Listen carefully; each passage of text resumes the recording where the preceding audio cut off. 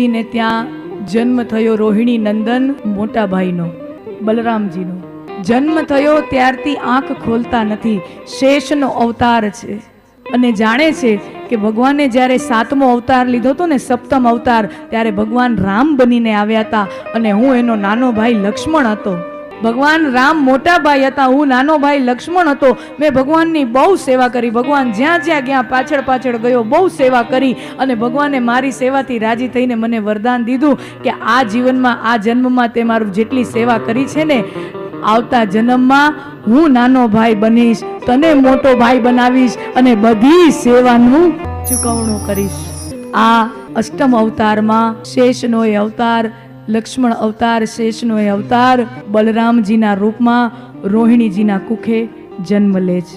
જન્મ લીધું ત્યારથી આંખ ખોલતા નથી બલરામજી, કારણ કે સ્મરણમાં છે કે હું મોટો ભાઈ છું તો મારી પાછળ નાનો ભાઈ આવશે, પ્રભુ આએંગે.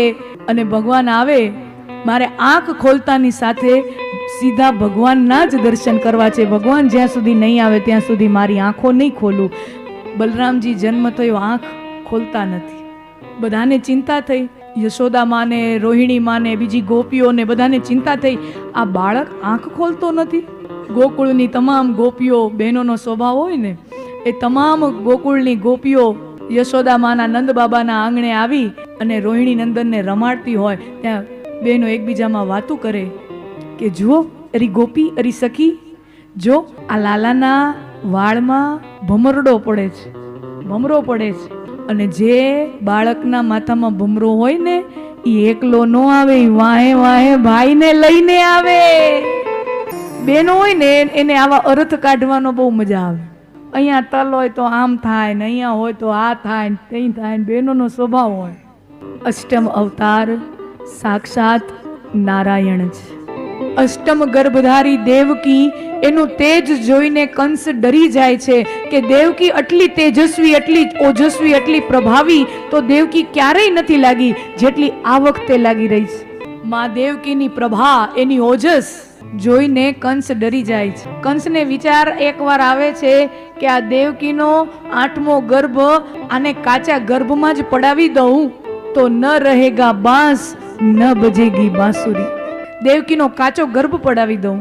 પણ પછી અહંકારી માણા રહ્યો ને, એટલે વિચાર કરે જન્મવા તો દ્યો, જોઈ તો ખરા મારો કાળ છે તો કેવો.